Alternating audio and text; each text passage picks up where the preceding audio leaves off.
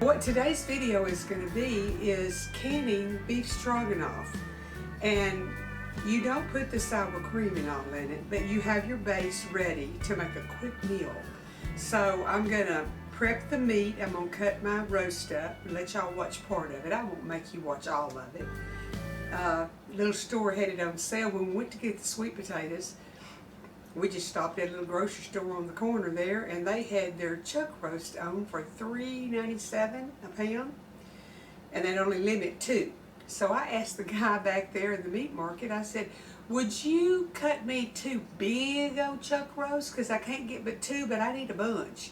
Well, they didn't have any to cut, so he took some that they had already wrapped and combined them, and so actually I got what would have been 4 roasts, and so did my friends. So that was good. So we came home, and the little store that I shop at a lot down at New Caney had them on sale for $4.24, and I thought I'm gonna get me 1 or 2 more just to be sure I have 2 cookers. Well, I got down there and they had 1 measly little roast, and the others, this was last night, the others would be put out today. So I didn't make a trip down there to get them. I'm just gonna make do with what I got, but I sure hope I got 2 cookers. Because I'm going to do beef stroganoff. I'm going to do 7 quarts of that, and then I'm just going to can beef for beef tips or sloppy joes or chili or whatever I decide to make out of it. So y'all get your little old selves on over here to the butcher block, and let's get the meat cut up. I'm going to try to cut it in about 1-inch cubes, and then we'll go from there. Okay, here's my roast, and I'm fixing to get over to the butcher block and prep them, and I'm going to put my chunks of meat in this dish pan until I get ready to start loading my jars. I don't like it when I think I got the camera set right and I get over here and start talking and I glance up and I'm like the headless horseman, so I have to start over. I sharpened my little knife this morning where I could get it up under this skin, slimy stuff, and get that off, because I just don't like that in my, I just don't like it. So I'm going to cut off, trim it a little bit, and get the fat off that I can, because I don't want anything in there that would make it rancid and strong. So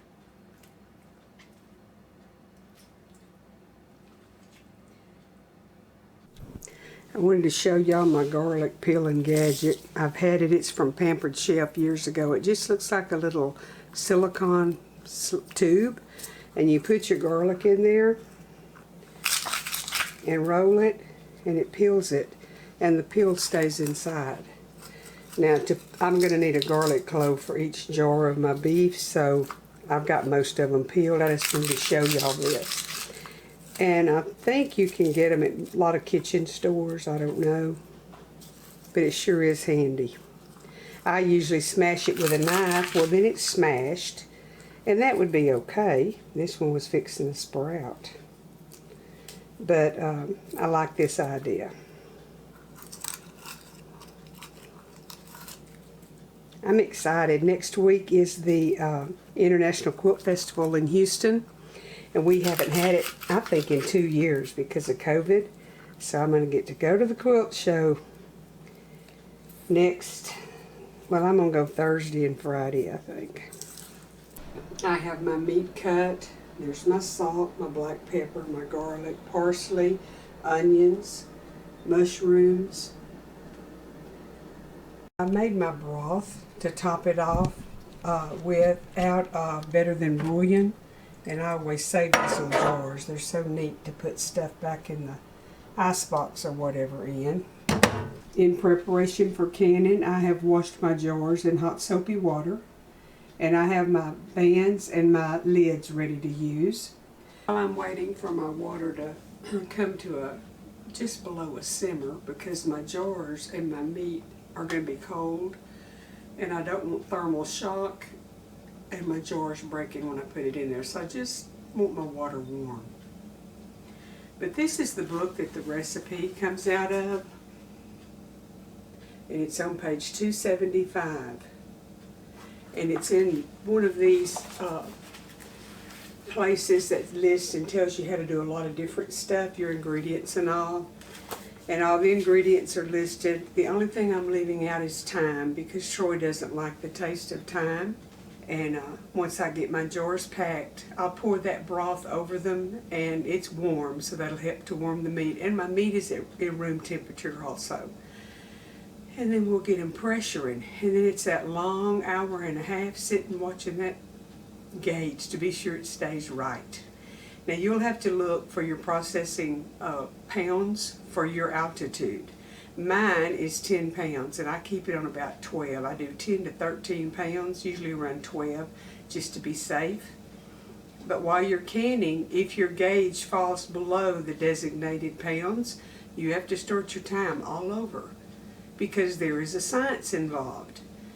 The amount of pressure for the amount of time for what you're pressuring makes the internal temperature a certain degree. And it has to stay at that temperature for 90 minutes to kill botulism and all of the spores that's in there that would cause your product to ruin. So watch that gauge. You want to be sure that you have enough meat that when you put it over your, punch it down in there, when you put it over your noodles or your rice, whichever you decide to use, that you have enough meat that you're not just getting juice.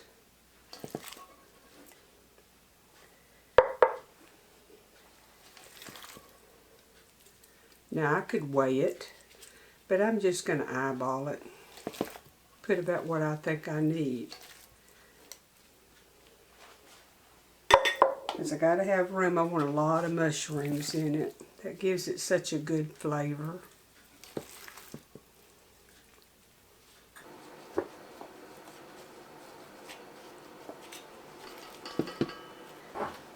Now when you're pressure canning like this, you don't have to sterilize your jars. You wash them in hot soapy water, because the temperature in the pressure canner sterilizes them. Nothing can live in that temperature.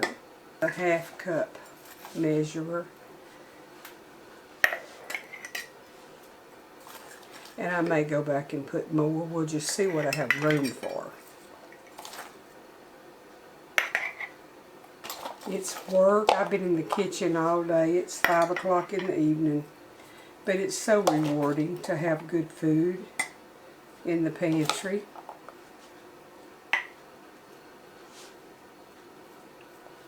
Okay, I'm going to put a clove of garlic in each one. They're pretty good size, but I like garlic. Now let's put some mushrooms.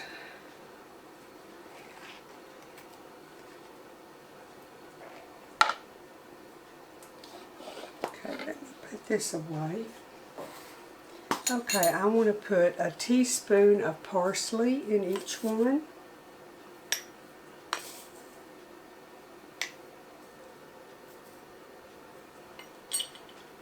And we want a half of a teaspoon of black pepper.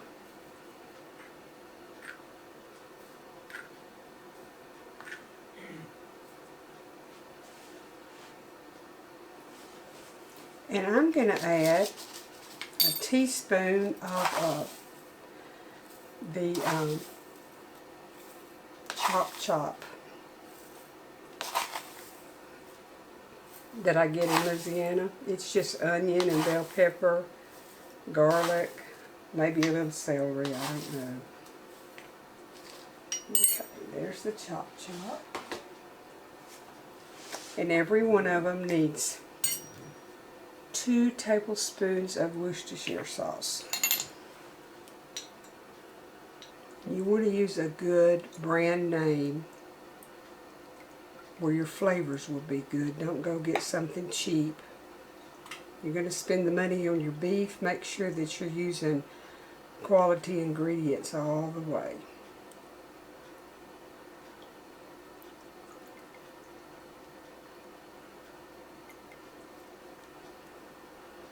Okay, canning and pickling salt, I'm putting a half of a teaspoon.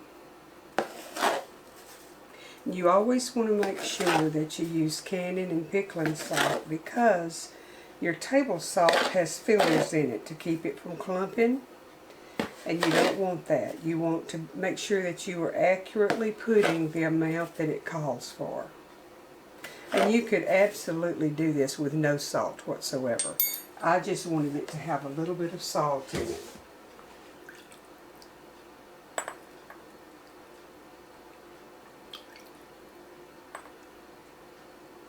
And after I debowl, it's going to hold some more liquid.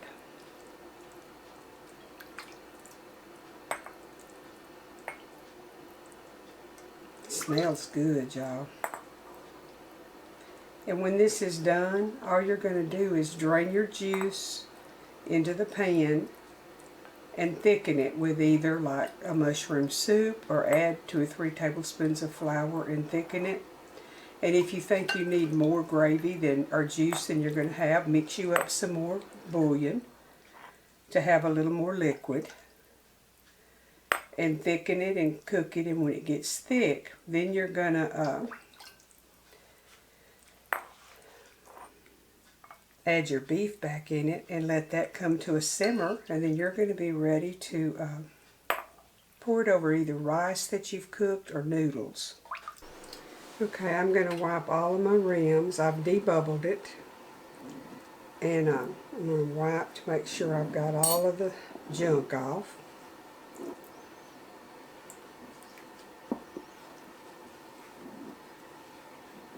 And on a few of them, I went back off camera and took out a few pieces of the meat, because I want to be sure it seals.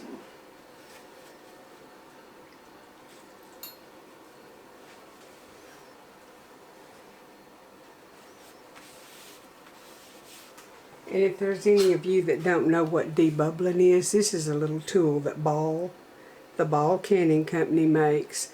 And you just stick it down in there and wiggle it around and go down the sides and wiggle it to get all the air bubbles out. It's what you're doing. Now if you don't have one of these little tools, you can use a wooden skewer, bamboo stick thing. You can use a case knife if you're careful.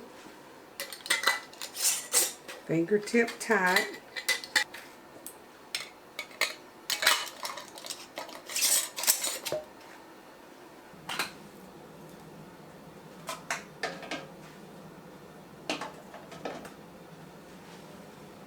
Okay, I've got 7 of them in this canner, and I'm going to let them simmer for a little bit, and then I'm going to put the lid on and let it spew the steam, and I'll show you that for 10 minutes. Okay, there's beginning to be a little bit of steam. I don't know if you can see it or not, coming out of the spigot here. And when I get a good steady flow of steam, I'm going to let it vent for 10 minutes. I'm going to time it. Okay, my timer went off, and it's been 10 minutes. So I'm going to put my weight on, and then I'll watch the gauge till it gets up to 12, 13 pounds, and I'll start my timer for 90 minutes. I'm going to tell y'all, sometimes when I first put my lid on, water will drip here or there, but once the gasket swells up and seals it off, it quits. And before it reaches its pressure, this little valve right here will hop up.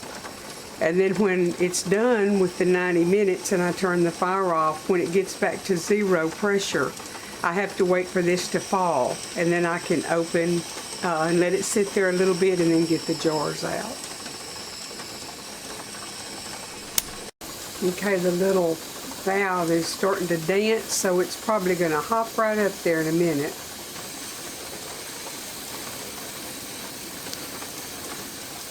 And a lot of times it'll spew out some droplets of water, and then all of a sudden, bonk, it'll be up and sealed, and your pressure will start.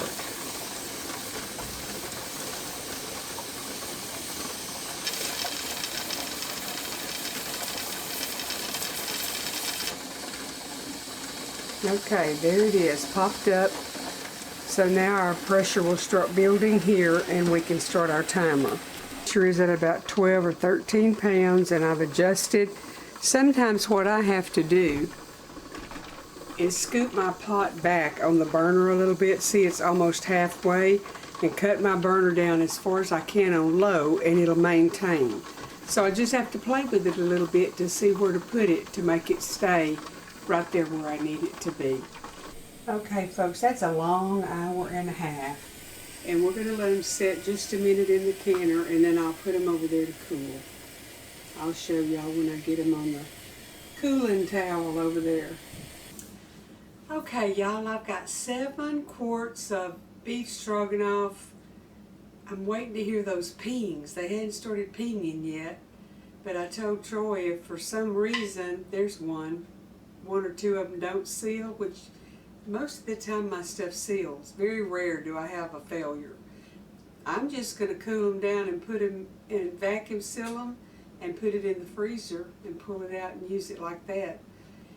But I want to thank each one of y'all that have watched and made me have some extra watch time. I appreciate that. And thank you for being a part of Apron Strings and watching the videos. Thanks to all the new subscribers that have come over, and a bunch of you have come from Croctober, and that just tickles me to death. I'm so thankful for the growth of my channel. Good Lord bless and keep y'all, and I got some good stuff coming up in the next couple of months because we're entering the holiday season, and that's my favorite time of the year, and I have some goodies to share. So y'all have a good rest of the week, and take care of yourself, and come right back here to this butcher block in a few days, and we'll do something else good. Good Lord bless you.